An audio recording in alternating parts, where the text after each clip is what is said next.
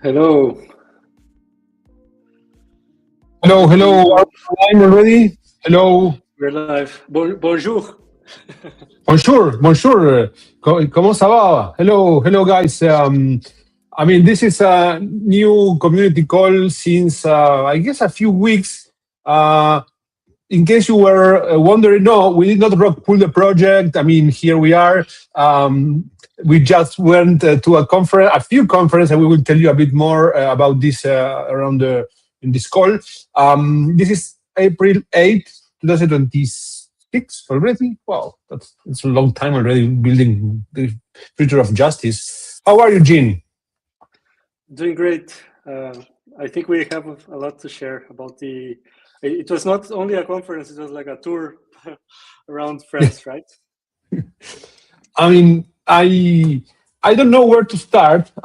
So yeah, so the team had a meeting at HCC, which is the Ethereum France conference that where we go every year and present our work and the type of research we do and new products and all that.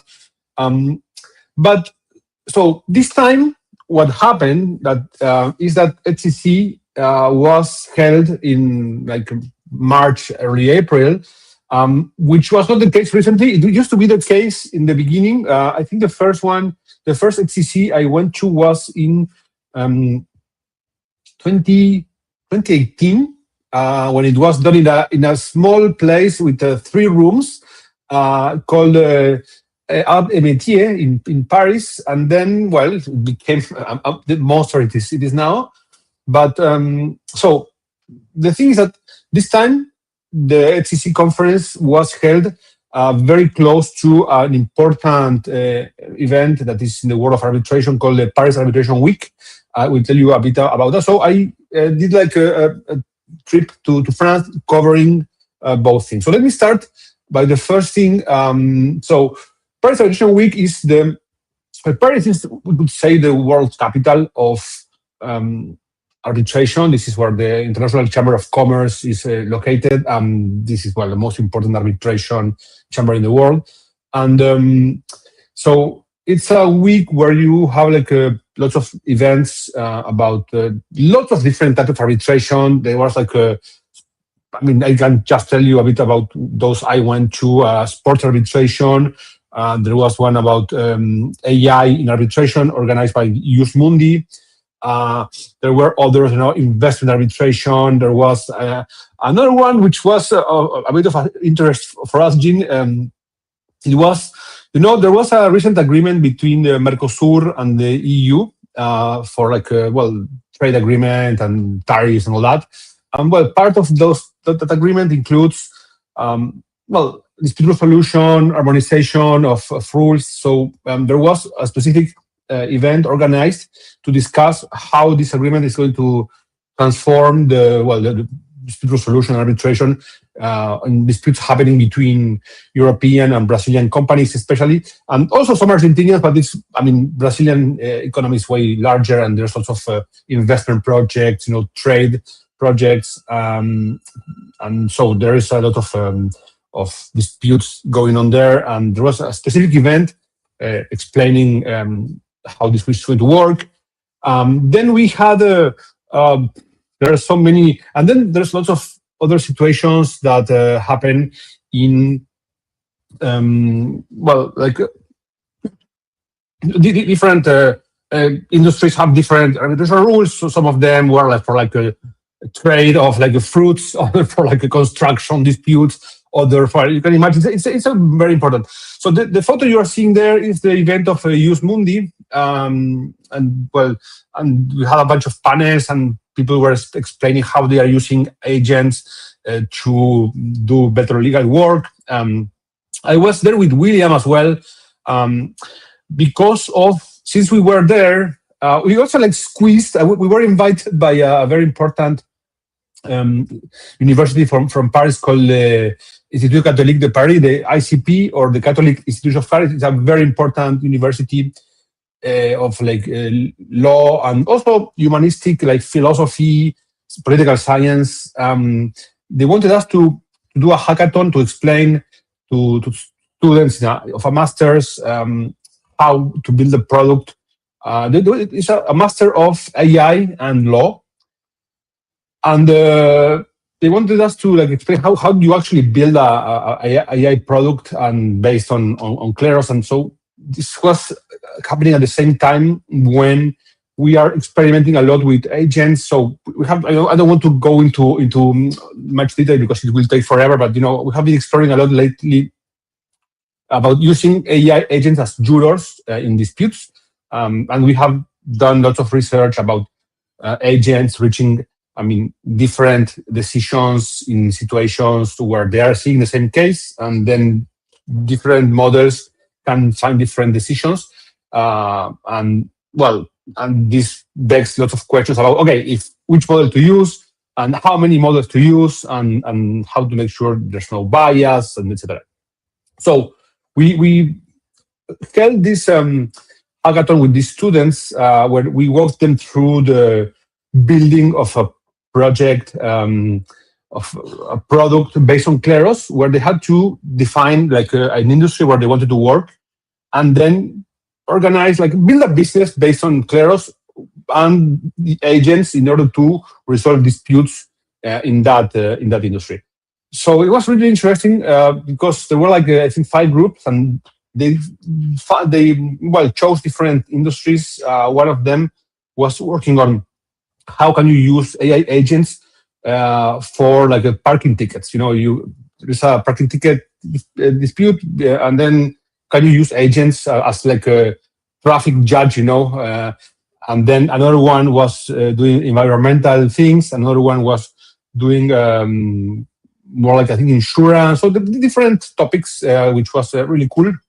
And it's interesting to see how people who don't have like such a important knowledge of Kleros, what are the use cases that they see as viable because they chose the use case. So as viable into the French context. And so these are the students. This is a photo we took at the end after the pitches. So it was a really, really great experience with them. And hopefully this will help us in our business development efforts in France. There's a lot of things to consider when implementing Kleros in terms of regulation, compliance. And when you add AI, it's even more complex because there's a bunch of things you need to comply with in the sense of not having like biases and data protection and all that.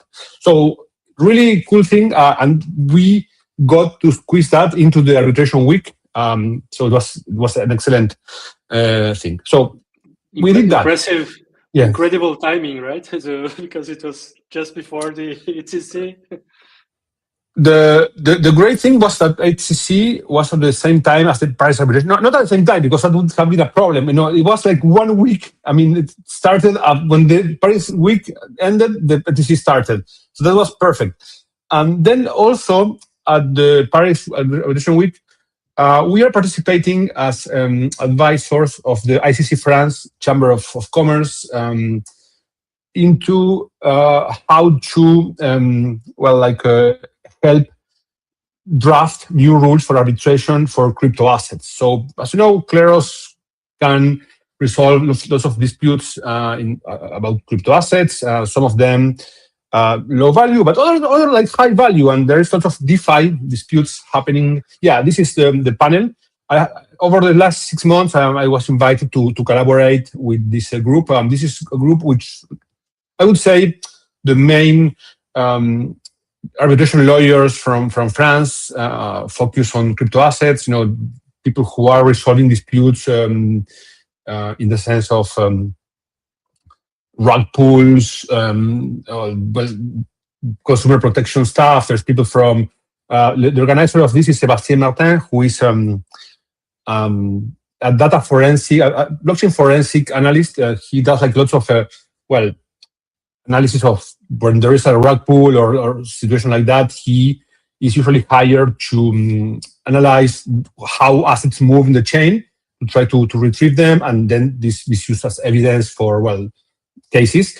And so he organized this, and it was done with a very important law firm from there.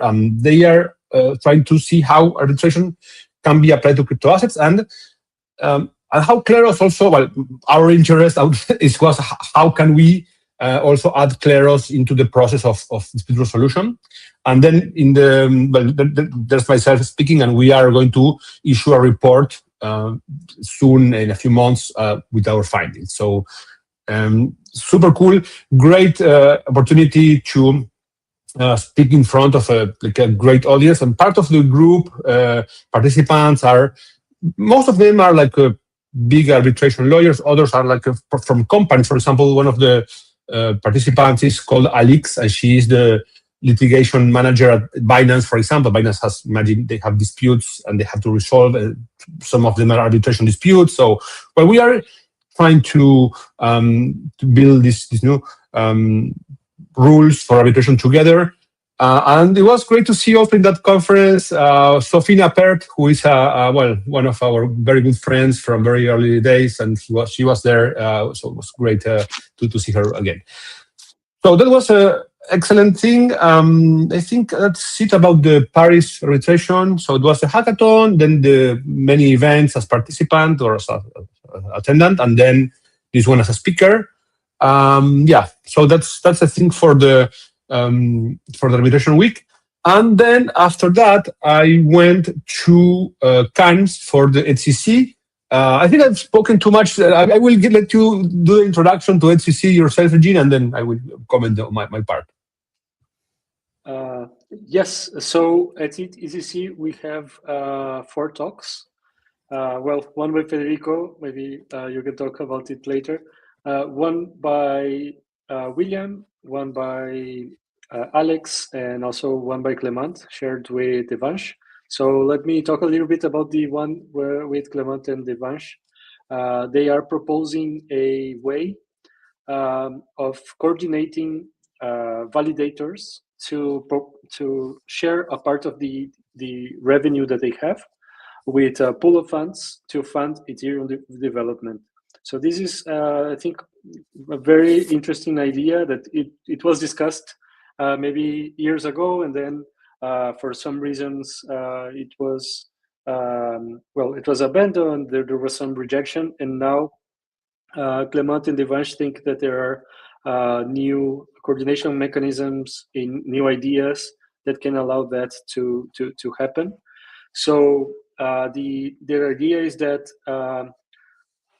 just to paint like a picture of the situation right now, basically there is the Ethereum Foundation that is the main, let's say, lead in funding Ethereum development and Ethereum in the Ethereum ecosystem, and they have an amount of Ethereum as funds that they got from the ICO 10 years ago, basically, and or more. More than 10 years ago, actually. I think 12 years ago. 10 years will be almost Kleros, right? So yeah.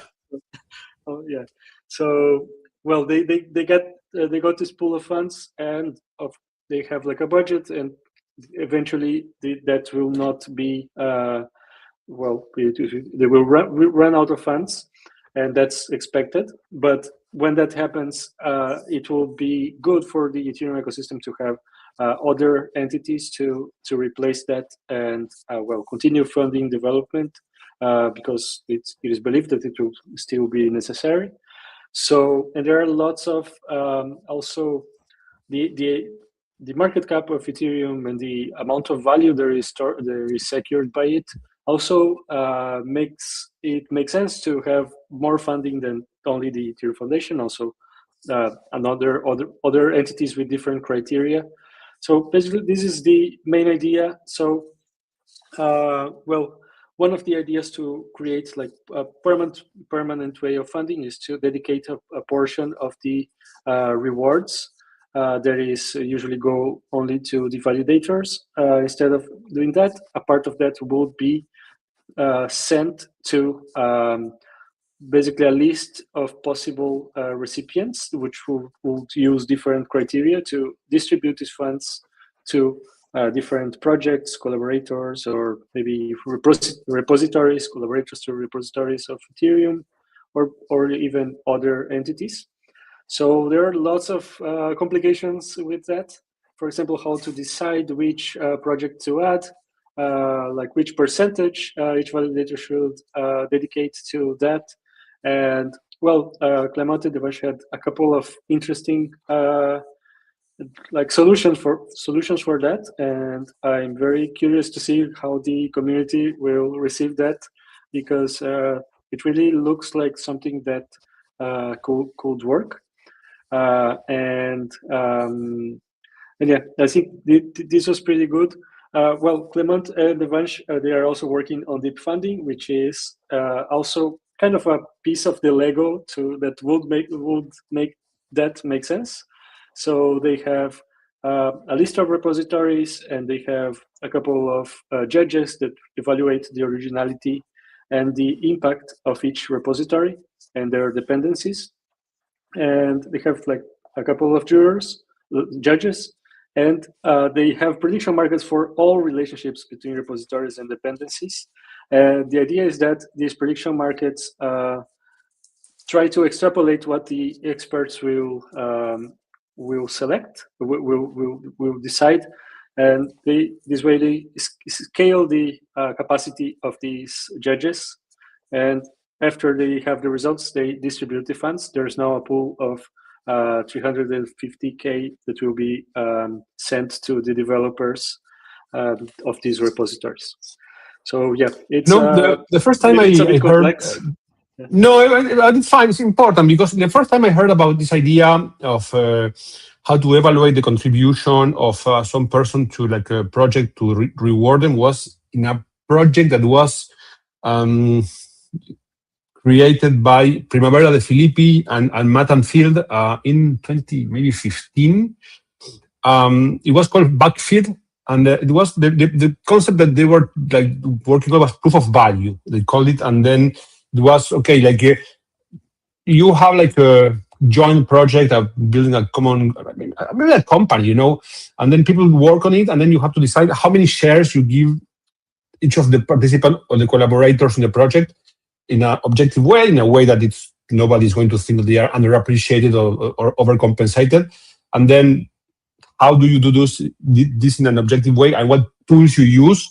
Well, I mean, like a Kleros jurors, a prediction market. Well, back then when they were developing that, everything was way less developed. There were not that many tools as we have today, but this is the first time. So this is I guess this is the evolution of those ideas more than 10 years later, and with lots of the learnings we had along the way, right? Yeah, I didn't know that was early, 2015. So yeah, we were thinking about those things already, ahead of our time, and it now it makes more sense since they're now the barrier to entry to contribute on open source projects is lower, so it will make lots of sense to have that. So yeah, there's the video of the presentation. It's live already, so if anyone is interested can watch that. So about the Alex talk, it was about Futurkey, so a bit related to that, but he presented. All of the talks were related, actually, except Williams, like all of our talks were a bit about the same topic. That's true. So he presented the how Kleros is using Futurkey to decide on proposals, or to veto proposals more specifically, and also to use to advise people how to vote.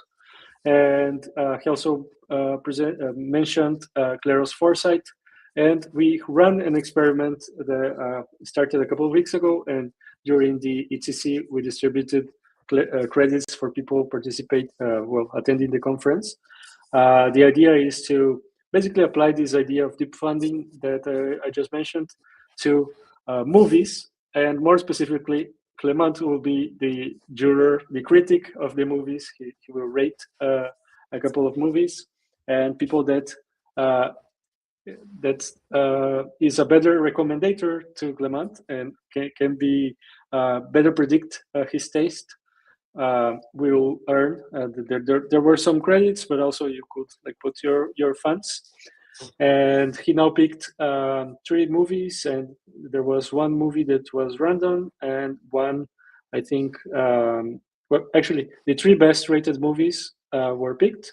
Also, he picked one, and one that was random, and he will watch in the next month or so, and then the markets will close, and then we'll see who were the best predictors and who earned more with the predictions. And of course, the You idea know, is the not first to. one, the Yeah. first one movie that got into the list, it's. I mean, I was happy that it was selected because it's 12 Angry Men. Uh, Mhm. in the very, very early days of Kleros, I had William watch that movie because it's about a jury in a room, and then they have to decide on a criminal case, and there is a guy who is accused, and is I mean, a black guy. This is 1950s, and you can imagine all of the biases of people. Black guy gets arrested, uh, jury situation, and well, they all seem to agree to that the guy is guilty, except for one guy who stands up and says, "Okay, I don't know if the guy is guilty or not, but at least since this could result in that penalty, I mean, let's give the guy, like the chance of us discussing for at least some minutes the situation and not just get on with it very fast to leave." And well, I'm not going to tell you what happens, but I mean, if you haven't watched that movie, 12 Angry Men, I mean, do watch it because it's amazing. And based on that movie, I had William watch maybe 8 years ago. Then there is a blog post in our blog where William comments on that movie. So I mean, yeah, it's a one of the most important movies in the Kleros ecosystem. So yeah, go ahead. Yes, I need to watch it too. I don't think I watched it, and I saw the blog post. So it's So mandatory. yes, so yeah, I will watch it and comment later. And well, I'm happy that he got Demolition Man because it's one of my favorite movies. Oh, that's And great. also, I yeah, never understood what the shells were in the bathroom. we will never know. But they had Kleros moderate with the Yeah, with yeah. the The movie is about Kleros moderate. You have broken the code of moral, and you have a ticket now. Yeah, I mean that is the Kleros moderate, but only in a centralized AI. This is like it should be like a panel, except of just one centralized thing. you should be able to appeal the the Yeah, notifications. exactly. Great. So, well, then we had William's talk. I won't try to explain his talk, but maybe you can do it better than me, Federico.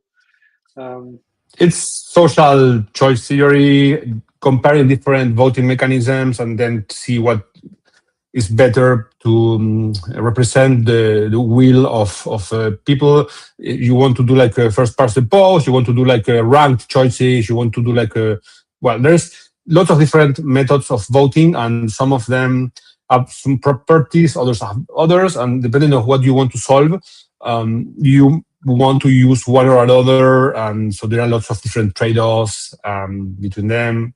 Let's leave it there. If watch it if you are interested in like a social choice theory, but that's the main idea. yeah. One interesting thing about the talk is that now that we are moving towards having the V2, the V2 has dispute modules, so we can use these different voting systems, and depending on the dispute. And we actually had one case that would have really benefited from that. I don't know if you remember, Federico, the Maldo case, where they had a refund. There was a refund that people were discussing, and the amount of the refund was maybe too high, and the jurors, I don't remember, I think maybe they rejected it, but all of them put in the justifications, yeah, I'm rejecting it, but because no, I am accepting it, but it was too high, it should be lower for some reason. And this research Hmm. that William is doing would allow to, well, create the right incentives so jurors can vote on the right option instead of deflecting to, well, giving the highest refund or the lowest refund or even another option just because it's they think that the other jurors will vote on that. So yeah, really good talk. And then I did my talk about prediction markets, explain a bit, how I got to know prediction markets in the, I would say, early 2010s. And I was teaching economics and epistemology of economics and how, people acquire knowledge about economic behavior. And one of the things, I don't want to explain the whole talk because that's why I did the talk at the conference. But so I got to know prediction markets from that angle. It's not that I was a gambling degen and wanted to go into, gambling. No, it was because of intellectual curiosity about, oh, that's a very good looking thing. Curiosity about how you can give incentives to people in order to produce true knowledge. And one of the ways in which you can do that is prediction markets. That's how I knew the concept. I wrote a blog post in 2015, I think, about that. And I give the example of like an election in Argentina and how it compared to a typical example that people started giving when Polymarket, became important, and elections and how to predict that. I did it back then with Argentinian politics and comparing it to polls and surveys. And then I explained a use case. So people already know this can be used for sports, can be used for politics, can be used for world events. Like yesterday, I guess people were betting on whether the World War II would start or not. And are they going to drop whatever bomb into Iran or not? Well, so that is one use case, and you can use that information for placing different financial decisions and doing. But what I spoke about is how you can use prediction markets to actually try to predict decisions done by a jury, and then not only Kleros, it's in general. The example I used was actually not a Kleros example. I did explain a bit of the work we've done, Kleros and Omen, and the famous cases of the decision of the Biden and Trump, and the COVID case, and then also the content moderation things that I explained in my 2022, 2021 free speech. Well, I spoke a bit about that, but then focus on actually to be a bit provocative, if you want. What if you use prediction markets for having people bet on what they think a jury is going to decide in a case, and this could very much influence or transform the main way in which judicial decisions are done in the US system, which is not people. Only 2% of cases go to trial. The rest of the cases are either dismissed or a small amount, or the prosecutor offers the defendant the possibility of pleading guilty in exchange for a reduced sentence.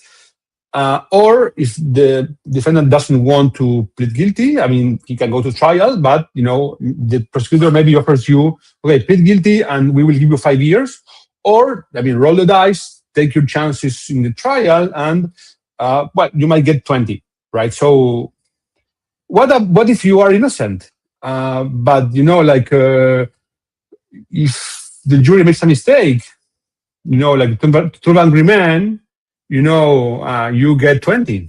So lots of people, and this is a very serious problem in the US system, plead guilty just to, 5 years and not going to risk 20. It's a really big problem. In my talk, I cite a few research papers and books that speak about this. But there is this balance between efficiency. If every case we go to trial, there's not enough judges, not enough lawyers, so not enough resources.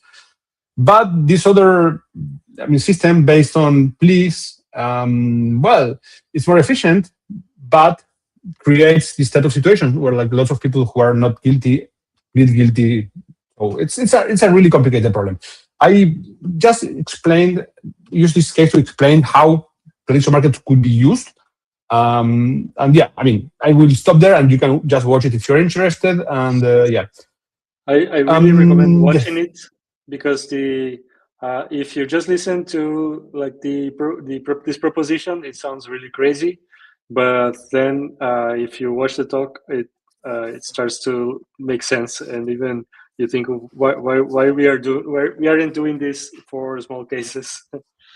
Yeah, like also, it was also interesting to show that these things were thought about before. Oliver Wendell Holmes, which is one of Supreme Court justice of the U.S. in the early 20th century, he thought that law should be based on statistics and economics and this type of incentive, design, and so these ideas. I mean, he would have agreed with all of this. I think I cite a bit about that, and also it's also a cool way for you to see a use case of prediction markets that it's not like oh yeah, elections, sports, big events. So this is a situation where you could use them for like everyday situations affecting people, and there's way more. There's another one in real estate pricing, but situations that relate more to like everyday people. So yeah, so I recommend it to see like a different angle of prediction markets, how it can be used to actually, I mean, make the world a better place, if you want to put it that way. So yeah, go for that. Great. Okay. Yeah, I Yeah. brought here a photo of the team. Of course, we all dressed to the occasion since it was It was like super complicated to find, the suit for everyone, like a the different. tailoring. Yeah, You yeah, spend we a lot of time tailored it. planning for this. I don't know why Alex got a different color one. I don't know. He didn't get the email correctly, but well, we all dressed to the occasion. So it was one of the things that everyone discussed at the conference is that crypto is on a different moment right now, and that lots of people were talking about institutions, institutional adoption, banks, and other entities participating in crypto. Some are adopting it, and I think it's we are playing with that. But I think for some time now we are actually doing it without dressing in suits. So I did. yeah, I did dress in a suit, like the week before in the Paris Arbitration Week. So I mean, so not that far. So yeah, and also Marcos today we heard that he also had to wear a shirt. So yeah, not that far away from the truth. okay. I guess that's a bit of a summary. I don't know what else. I'm not going to make a post about HCC like everyone, right? There's enough posts No, about HCC already. yeah, I think yeah, but I think one interesting thing before we go to Fortunato and Marcos is that lots of people are talking about how AI agents will participate in this crypto economy, and also how they will change the interfaces. And we saw a couple of demos. Actually, one of the demo was on Vitalik's talk, but also other projects. And they're basically saying, okay, eventually it will be maybe easier to interact with contracts if there's an AI agent doing everything in the background and helping the user. So this is interesting that well, we might do something about this. Let me add Fortunato. Hey, hello guys. How are you doing? Hello, Fortunato. How are you? I'm great. Thank you. Nice to see you again. yeah, Nice to see you for again. yeah, like as Federico and Jim said, yeah, till a few days ago we were together in Cannes for the SCC. Very cool experience to work with the team and also to meet some of our partners and yeah, discussing with other projects about potential partnership and also improvement. And as you were saying, like the agentic economy was certainly something that we discussed almost with everyone there, with all the other projects. It's the future. Yeah, yeah. And if you want, I can go ahead with my updates from the previous week. So starting from the agent, 2 weeks ago with Jean, we showed you our POC for Kleros as a reputation protocol for the ERC 8004. We showed you the interface where our protocol was able to leave feedbacks to third-party agents that are registered on Curate, and we moved forward with JB, our lead dev, and now we have also a dedicated smart contract, so you can see how the bot provides these reviews and this feedback, and everything is public and on chain as it should be. Other updates on the product side, we made some updates on Scout. Now you can see the policy history on the interface. As you know, every now and then we update the policy to make sure that the disputes give the expected outcome. And now you can see the full history. So you can check if a specific item, for example, was submitted 1 year and a half ago. Now you can quickly see which policy was in place back then. This information about the product are present in the blog post that we shared last week. So you can go there and check all the updates related to the product and also to the policy updates and the incentive. One last thing, good and interesting news is that we are working with the protocol called Water Lab, related to offsetting water credits, a bit like carbon credits. And right now we are working with them to define the policy for Curate to verify water producers. So hopefully in the upcoming week, it will be out, and you can be part of it and verify if water producers are really complying with the rules. So these are the main updates from my side. Thank you, Fortunato. Let's go through Marcos then with the enterprise updates. Hey guys, good afternoon. First, I felt very related with your intro because today I was wearing a suit, and I already did I gave my updates from ETCC in LinkedIn. So yeah. Well, besides that, we have some updates from ETC and Kleros Enterprise in general. Well, in first place, in ETC, where we were speaking with some potential customers for Kleros Enterprise. We spoke with some exchanges that where Kleros Enterprise might be useful, with some on-off ramp projects, and with some other staking platforms. Then, one of these centralized exchanges that we met for the first time in person in ETC, we have been talking for the last months, and now we are talking more specifically about the legal side. So we'll keep you updated as soon as we continue working with them. Then we have really important updates in everything related to the customer defendant, something that we have been working from the last year. The resolution was approved in the last term of last year, and now we have the first company that is saying, okay, we are going to use it. So it's everything almost confirmed. As well as it is confirmed, we are going to invite them to make our communication here, and we'll go more in detail.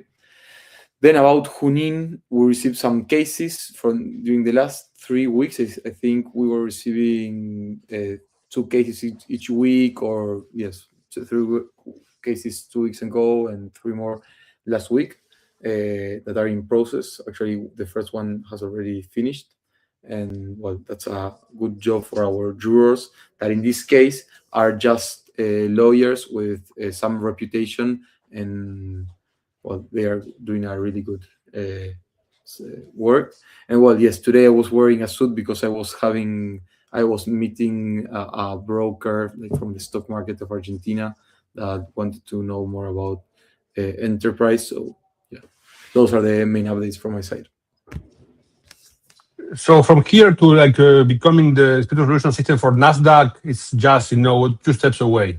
Like Yeah, time. It's just time. it's just a matter of time, yeah. Yeah. But we have already done the hard part, I think.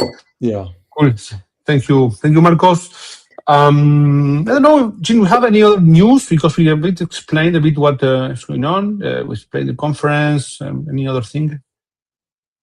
Well, I think maybe we can talk about the V2 that we had time to talk with different team members, so it was very good to discuss. For example, how each one is using AI for development, best practices. I think maybe Fortunato was more involved with that, but also we discussed what the next steps for V2 are. Also some which products that we believe need more attention, which ones that need refactoring and things like that. And about the V2, the next step, I think we also mentioned this a couple of weeks ago, but the idea now is to have to finish the internal audits and The meta audit. Yes, and then we start the meta audit, which will be have an open bounty for anyone in the community or any developer to find vulnerabilities, bugs, and etc. And then, depending on the results, we can either start another round or I think there's also another internal review. If I'm not mistaken, but then it will be able to be released on the final stable version. And I think this might be really important. There are lots of, especially right now, there are lots of AI tools that are being able to find vulnerabilities. So it's not a, let's say, not a calm situation to release a new smart contract. I think There's Mythos now. What? There's no clone Mythos. Apparently this is the tool that you don't want to release exactly. because might be dangerous for humanity. Yes, exactly. In theory, it found lots of vulnerabilities that people didn't find. So yeah, I think right now it's the time to really put all our efforts into this. It's not the time to rush anything.